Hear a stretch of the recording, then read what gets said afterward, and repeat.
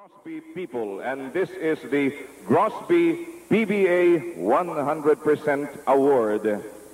I already explained what this honor is all about, and I believe you will all agree it belongs to none other.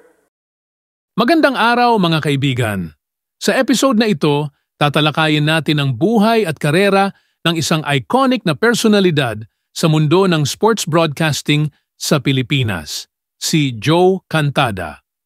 Samahan niyo ako sa paglalakbay mula sa kanyang kabataan hanggang sa kanyang matagumpay na karera at sa huli, ang kanyang pamamaalam sa mundo. Tara na at simulan natin dito sa Pinoy Wisdom.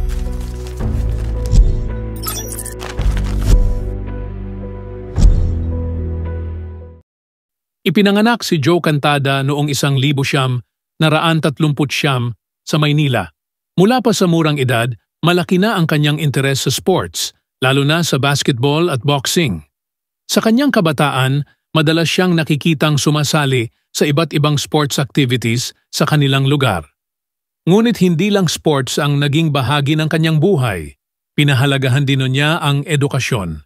Nagtapos si Joe sa Ateneo de Manila University, kung saan nakuha niya ang kanyang degree sa Business Administration. Ang kombinasyon ng kanyang talino at pagmamahal sa sports ang nagbukas ng daan para sa kanyang karera sa sports broadcasting. Pumasok si Joe Cantada sa mundo ng sports broadcasting noong dekada 60. Naging isa siya sa mga pioneer sa larangan ng sports commentary sa Pilipinas. Isa sa kanyang mga unang proyekto ay ang pagko-cover ng mga basketball games sa PBA o Philippine Basketball Association. Sa pamamagitan ng kanyang malalim na boses at charismatic na pag-deliver ng mga laro, mabilis siyang nakilala at naging paborito ng mga manonood. Ngunit hindi lang sa basketball kilala si Joe Cantada. Siya rin ang naging boses ng mga pinakamalalaking laban sa boxing sa bansa. Isa sa mga pinakatanyag na laban na kanyang na-cover ay ang Trilla in Manila noong 1975. Ang sagupaan nina Muhammad Ali at Joe Frazier. Ang kanyang detalye sa commentary at ang kanyang emosyonal na pag-uulat ng bawat suntok ay nagdala ng kakaibang excitement sa mga manonood. Bukod sa mga ito, isa ring iconic na bahagi ng kanyang karera ang pagiging commentator sa horse racing. Ang kanyang catchphrase na "They're at the gate and they're off" ay naging bahagi na ng kulturang Pilipino. Hindi matatawaran ang kanyang kontribusyon sa paghubog ng sports broadcasting sa Pilipinas, at marami ang nagsasabing siya ang nagbigay ng tunay na kulay at sigla sa bawat laban na kanyang tinutukan. Kahit na napakalaki ng kanyang tagumpay, hindi rin naiwasan ni Joe Cantada ang mga kontrobersiya. Isa sa mga pinakakontrobersyal na isyu ay ang kanyang diumano'y pagkakasangkot sa ilang mga isyung may kinalaman sa mga ilegal na pustahan sa karera ng kabayo. Bagaman walang matibay na ebidensya na magpapatunay sa mga akusasyon, ito'y naging mantsa sa kanyang imahe. Sa kabila nito, nanatiling tapat ang kanyang mga tagahanga at patuloy siyang tinangkilik bilang isang respetadong commentator.